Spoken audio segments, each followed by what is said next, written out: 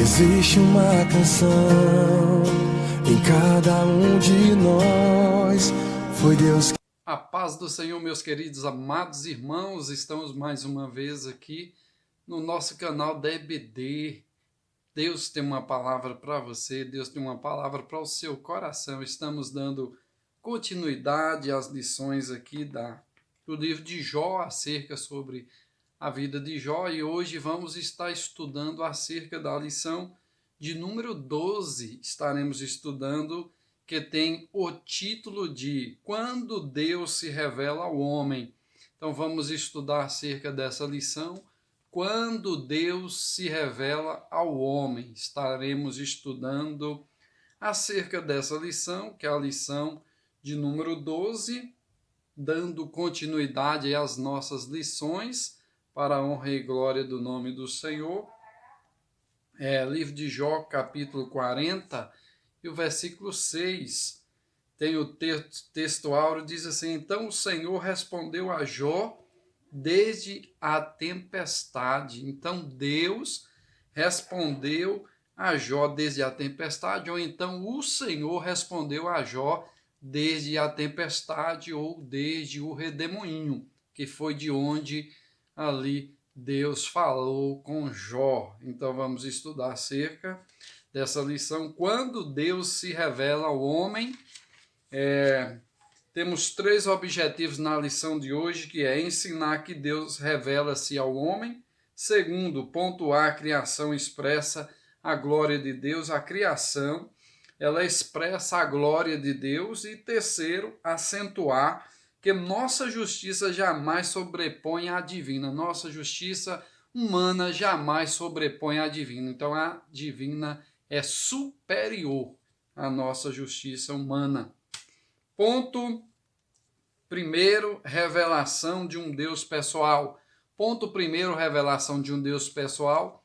A nossa lição se divide em 3 pontos, que é o ponto 1, que é a revelação de um Deus pessoal, e o ponto 2, a revelação de um Deus sábio, e o ponto de número 3, que é a revelação de um Deus poderoso e justo.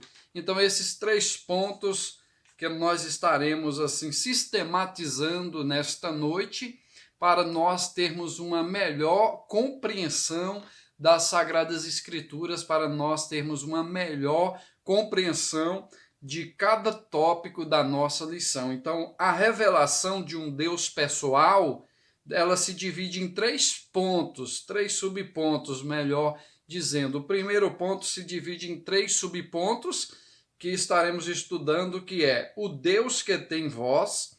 2, a poderosa manifestação de Deus. E 3, o Deus que está presente. Então, esses 3 subpontos que está relacionado à relação de um Deus pessoal. Primeiro subponto, o Deus que tem voz. O Altíssimo havia falado nos 2 primeiros capítulos, mas essa fala era totalmente desconhecida por Jó e seus amigos ao longo do livro. Assim, até o capítulo 38, houve muitas falas sobre Deus.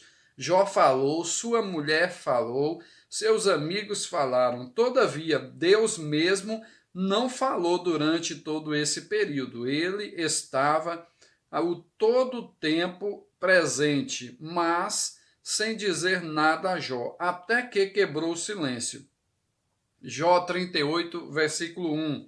Depois disto, o Senhor respondeu a Jó de um redemoinho. Então, interessante, quando nós observamos o texto aonde nós estamos estudando. Então, Deus que tem voz. Deus é um Deus que fala. É um Deus que tem voz. Aleluias. Interessante. Deus, ele fala. Não é como os outros deuses feitos por mão de homem, quando se tem boca, mas não fala, como diz lá nos Salmos, tem boca, mas não fala, ouvido, mas não ouve, som nenhum sai da sua garganta, e se tornam como esses deuses aqueles que eu servo. Então, Deus não é dessa forma. O nosso Deus é um Deus pessoal, é um Deus que fala, é um Deus que ouve, é um Deus que se revela ao homem. É um Deus que se revela não só através da sua palavra, mas também através da sua onisciência, da sua onipotência e da sua onipresença. Então, Deus que se revela, Deus se revela ao homem. É um Deus que fala, é um Deus que está conosco todos os dias da nossa vida. O interessante é que Jó não tinha conhecimento dos primeiros versículos do livro de Jó, aonde nós vemos ali Deus falando. Ele não tinha este conhecimento naquela época. Mas quando nós observamos o texto, Deus vai responder a Jó lá no capítulo 38. Então Deus quebra o silêncio. Imagine o tempo que Jó esperou para ouvir a voz de Deus, o tempo que Jó esperou ali buscando uma resposta de Deus, até o momento que Deus vai quebrar o silêncio e vai responder ao patriarca Jó. Então tudo, meus queridos irmãos e ouvintes, tem um tempo de Deus na nossa vida. Deus tem o tempo do silêncio, então muitas das vezes pode estar você passando pelo tempo do silêncio de Deus, então nunca ouviu a voz de Deus, está em busca de ouvir uma palavra do Senhor e ainda não ouviu essa palavra do próprio Deus. Então há um silêncio. Então, mas tem um momento que Deus quebra o silêncio. Na hora certa, Deus se revela, Deus se mostra de alguma forma. Deus usa alguém para transmitir o recado, Deus usa alguém para falar conosco. Então, Deus sempre se revela. Deus se mostra um Deus ali, um Deus presente que está ali com o homem, que está conosco todos os dias, se mostrando para que nós venhamos entender o projeto, entendermos a que rumo e que direção devemos tomar. Esse Deus é um Deus fiel, um Deus justo e verdadeiro. Então Jó ouve Deus falando de um redemoinho. Interessante. Lá em Jó 38:1 diz: depois disto, o Senhor respondeu a Jó de um redemoinho. Então Deus quebrou um silêncio, então mostrando que Deus fala. Deus não só falava com Adão e Eva, não. Deus, nós podemos observar, Deus falou com quem? Com Abraão, Deus falou com Jó, Deus falou com quem? Com Moisés. Então, pessoalmente, então Deus se revela, Deus fala sim. E até hoje Deus continua falando. Muitas das vezes nós ainda não ouvimos a voz dele, mas muitas das vezes também está faltando de nós partir para buscar ouvir essa voz, ouvir o Senhor falando conosco. Segundo, a poderosa manifestação de Deus. A poderosa manifestação de Deus. Aqui há uma comparação, uma cena sem dúvida impactante, quando Simão Pedro, após seguir a orientação de Jesus, pegou uma grande quantidade de peixe. Ao recolher as redes que havia lançado, imediatamente exclamou: Senhor, ausenta-te de mim, porque sou homem pecador. A majestade divina impactou ali a Pedro. Não foi diferente com o patriarca Jó. Ele ouviu a voz que tanto ansiava ouvir. Interessante. O Altíssimo revelou-se pessoalmente. Jó estava diante de uma manifestação teofânica de Deus. Este falava-lhe do meio de um redemoinho. Essa forma de manifestação divina é confirmada ao longo das Escrituras, como por exemplo com Moisés. Isso mostra que Deus não é impessoal, pelo contrário, ele é um ser que se revela, que fala com o homem. Jó teve a sua vida transformada depois de ouvi-lo. Então, que interessante quando nós conseguimos ter uma resposta de Deus, ter ali uma orientação de Deus. Muitas das vezes nós estamos em busca de uma direção, de uma autorização do Senhor. E muitas das vezes nós tomamos a frente dos negócios, tomamos a frente de tudo, sem orientação do mestre. Aí quebramos a cara lá na frente e muitas das vezes nós culpamos a Deus. Então, muitos até atribuem a derrota ao fracasso a Deus. Porque o Senhor não entrou, o Senhor não agiu dessa forma. Então, isso acontece muitas das vezes, porque nós somos ingratos com o Senhor e muitas das vezes nós não ouvimos o que Deus quer realmente de nós, não aguardamos o tempo da resposta de Deus. Essa é que é a realidade. Nós somos imediatadistas.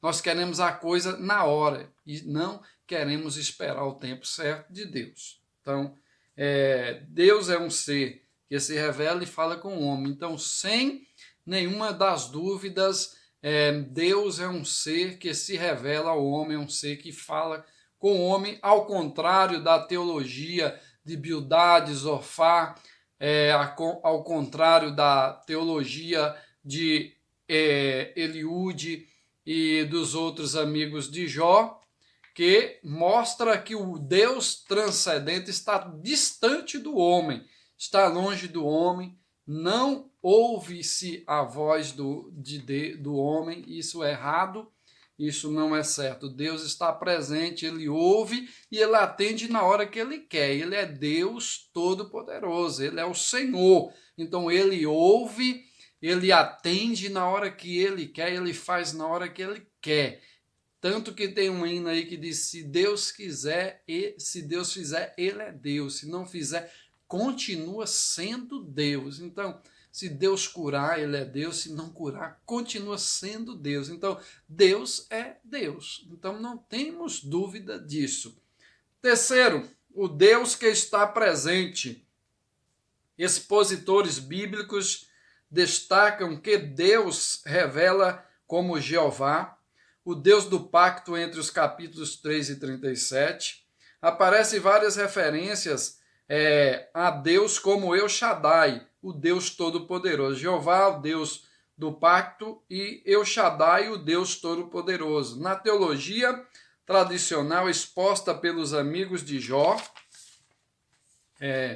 era uma forma fria e distante de se referir a Deus. Um Deus que existe, mas que está longe dos homens. Dessa forma, El Shaddai era, no entendimento deles, o nome que indicava Deus como forte e poderoso, mas distante e indiferente. Essa visão tradicional de Deus acabou por exaltar sua soberania, mas diminuir a compaixão e misericórdia de Deus. Então, na teologia dos amigos de Jó, nós vemos o quê? Que eles exaltam a soberania de Deus. Deus é soberano, indiscutivelmente, isso nós não temos que discutir. Então, Deus é soberano, Deus tem todo o poder e faz o que ele quer e na hora que ele quer. Mas a questão que os amigos de Jó, eles exaltaram a soberania divina e diminuíram a misericórdia de Deus e diminuíram também a compaixão de Deus. Então, Deus também, ele é misericordioso. Deus também tem compaixão. Então, nós vemos isso na teologia dos amigos de Jó. E Jó, ele acreditava na misericórdia, ali na compaixão divina, que Deus iria se revelar, que Deus iria falar, porque ele não era pecador, ele não tinha cometido pecado nenhum, para não ouvir a voz de Deus e para Deus não atender a sua súplica. Interessante na teologia. Segundo ponto, revelação de um Deus sábio.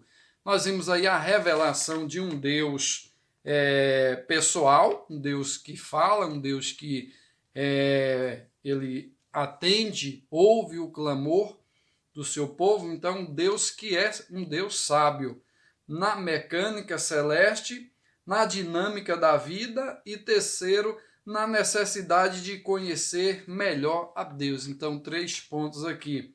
Na mecânica, os céus manifestam a glória de Deus, o firmamento anuncia as obras das suas mãos. Jó se comportara como um grande sábio, mas Deus mostrou-lhe que nada sabia. Por isso o Criador desafia a contemplar o mar e o sol, pois ele nada sabia da origem dos oceanos, da grandeza da luz solar e menos ainda das dimensões da criação. Então, interessante. Jó, nós vemos aqui no texto que ele era sábio, indiscutível a sabedoria de Jó. Mas o próprio Deus chega aqui a trazer um esclarecimento e também uma correção a Jó. Ele tanto vai dizer que os céus manifestam a glória de Deus e o firmamento anuncia as obras das suas mãos. Salmo 19, 1. E aqui nós vemos que Deus pede para que Jó venha contemplar o mar e o sol. É interessante, pois ele nada sabia da origem dos oceanos, nem da grandeza da luz. Então, nada Jó sabia ali da origem dos oceanos, não sabia da origem do sol, do poder solar. Então, algo interessante. Então, Jó nada sabia. Então, quando Jó acha que estava ali sendo sábio, então ele nada sabia, porque não conhecia nada sobre aquilo que Deus fez, daquilo que realmente era necessário ele saber. Interessante. Então, traz esse esclarecimento e mostrando que Jó ele precisa ainda realmente aprender mais sobre o Criador, mais sobre o firmamento, mais sobre as dimensões da criação de Deus. Interessante. Quando nós achamos que sabemos, aí é que não sabemos nada mesmo. Realmente, até um escritor, se eu não me engano, que ele, numa das suas falas, ele diz: eu sei que nada sei. Interessante a humildade. Não sei se por humildade ele expôs isso ou porque não havia realmente tido tanto conhecimento, mas que é interessante esse pensamento. Eu sei que nada sei. Quando nós estamos diante de Deus, quanto mais nós aprendemos sobre Ele, mais conhecimento nós adquirimos e sabedoria também. Mas aí nós vamos entender que não sabemos nada, porque Deus ele é uma fonte inesgotável de sabedoria. O que é isso? Quando se é uma fonte inesgotável, nunca nós iremos saber tudo sobre ele, porque todos os dias ele tem algo novo para se mostrar, para se revelar, para trazer ao nosso conhecimento. É um Deus que tem toda a sabedoria. Então, algo interessante. Então, na mecânica celeste. Na dinâmica da vida, interessante. Se Jó nada sabia sobre a ordem da criação, muito menos sabia sobre a providência divina para mantê-la. Jó deveria ser capaz de responder as seguintes questões: como veio a existir a criação. Então, interessante, ele poderia e deveria saber, né, como veio a existir a criação, como ela é preservada. Saberia Jó explicar como Deus faz para alimentar os leões e os filhotes, as cabras e etc. Aqui fala também e sobre o jumento e o boi selvagem, o avestruz e o cavalo de guerra e o falcão, a águia. Interessante, discutir com Deus de igual para igual era hora, portanto, de reconhecer o seu lugar e se humilhar diante da majestade divina. Então, na dinâmica da vida. Então, algo interessante. Então, quando se vai entender ou se buscar a Deus ou tentar entender a Deus, então é algo que nós vamos parar e realmente dizer, realmente, nós não somos nada diante da grandeza dele, da majestade divina, somos nada. É tanto que a Bíblia nos ensina que nós somos pó e nada mais do que isso. Somos pó e nada mais do que pó. Deus é transcendente, Deus é todo-poderoso. Então Deus, ele vai além dos nossos limites, daquilo que nós pensamos. Então a nossa mente não consegue abracar a grandeza de Deus, não consegue abracar ali a onipotência do Senhor. Então, um Deus que não temos como medir a sua grandeza, medir o seu conhecimento, medir a sua sabedoria, medir a sua presença. Não conseguimos, porque nós somos homens e somos também pequenos, mas Deus deixou a Bíblia para que nós venhamos entender sobre a sua grandeza. Louvado seja o nome do Senhor. Então, na dinâmica da vida. Terceiro, a necessidade de se conhecer melhor a Deus. Então, a necessidade de se conhecer Deus melhor. Era preciso que Jó continuasse seu orgulho, ou melhor, contivesse seu orgulho.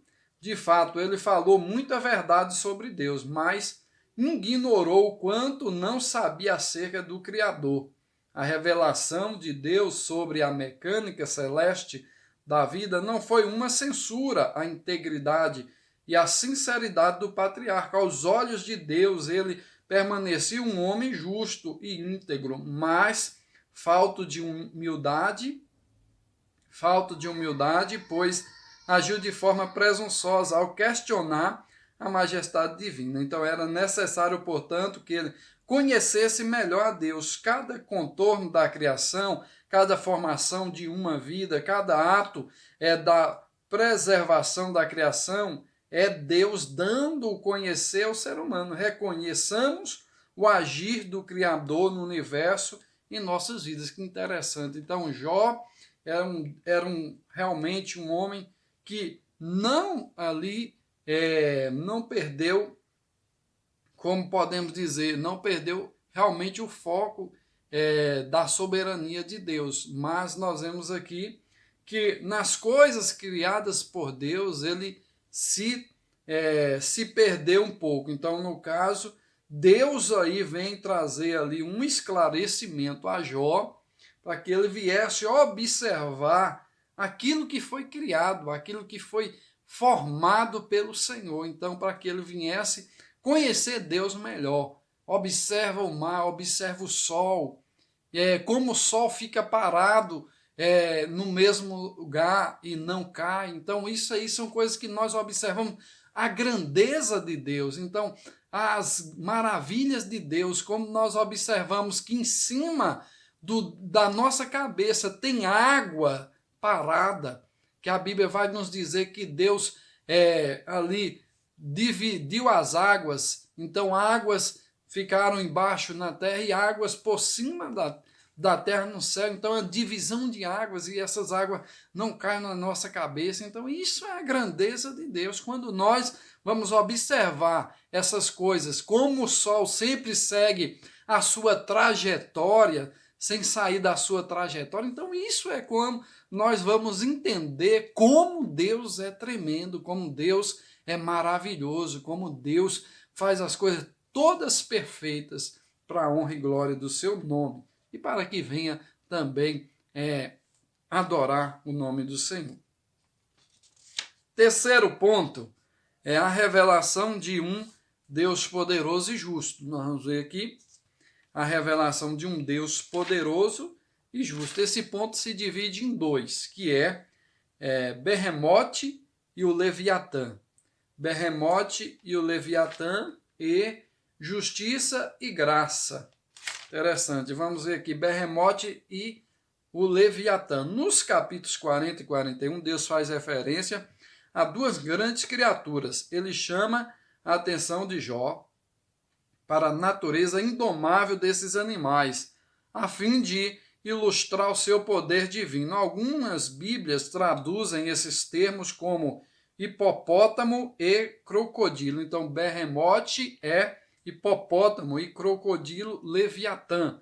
Então, aqui, respectivamente, enquanto o Berremote representava a força bruta de um animal por excelência, o Leviatã se parece mais com uma criatura com poderes sobrenaturais. Ele se apresenta, por exemplo, dessa forma, em Isaías 27. Berremote, o Leviatã, representa o ápice da força tanto natural como sobrenatural. Então, esses dois animais, aqui, assim como É inexplicável e maravilhoso o mundo criado por Deus, mesmo poderosos, Berremote e Leviatã estavam debaixo da mão de Deus. Então é interessante, mostrando acerca da força ali do Berremote e também ali também da força também do Leviatã. Então algo interessante, dois animais que representam de grande força. E aí nós vemos que essas forças, mesmo esses animais com tanta força, com tanto poder, estão debaixo da mão do Senhor. Então imagine a força e a grandeza de Deus. Então, justiça e graça para encerrarmos. Se Jó não é capaz de lidar nem com Berremote, o hipopótamo, e nem com o Leviatã, então crocodilo, como poderia tratar desse mundo complexo? Ele agiria com justiça ao tratar dos complexos dilemas humanos? Deus deseja mostrar a Jó o seu erro ao dizer que o Criador não havia sido justo com ele, nem com o ímpio. Nesse sentido, Jó seria capaz de tratar com o mundo de forma melhor, que Deus, como deu inteiramente a entender nas suas argumentações, ele era capaz de domar sequer duas criaturas criadas por Deus. Então, não há nada que possa justificar o ser humano diante de Deus, senão a sua maravilhosa graça. Então, a justiça e graça de Deus. Nós vemos aqui que Deus traz esse esclarecimento a Jó, que como Jó não conseguia lidar com o Berremote nem com o Leviatã, então como ele iria entender os dilemas humanos, como ele ia entender ali a criação de Deus, então a entender nas suas argumentações. Então ele não era capaz de domar sequer duas criaturas criadas por Deus. Jamais poderia ser igual ou mais justo que o próprio Criador. Então, nem muito menos auto-justificar-se diante dele. Só a graça de Deus poderia justificá-lo. Então, somente a graça em Cristo Jesus pode nos justificar diante de Deus. O que é que Deus está querendo nos dizer através desse texto, através dessa palavra? Que os nossos méritos, ou seja, aquilo que nós fazemos de bom, nada disso pode nos justificar diante de Deus, ou dar esmolas, ou ser bom, ou doar o que nós pudermos doar para ajudar as pessoas. Isso não vai nos justificar diante de Deus. Nós vemos o quê? Que a justificação, conforme o apóstolo Paulo diz, que é pela graça. Então, pela graça sois salvos. Isso não vem de vós, é dom de Deus. Não vem dos homens, para que o homem não se glorie. Então, a graça é Jesus. Quem é a graça de Deus? É o Senhor Jesus Cristo. Então, somente por Ele e para Ele é que nós devemos viver, é que devemos atentar. Por isso que a Bíblia diz: dele, por Ele, para Ele, são todas as coisas, glória, pois, a Ele para sempre. Amém. Então, que Deus em Cristo vos abençoe, fique na paz, compartilhe as nossas lições, seja um inscrito no nosso canal e Deus vos abençoe em nome de Jesus.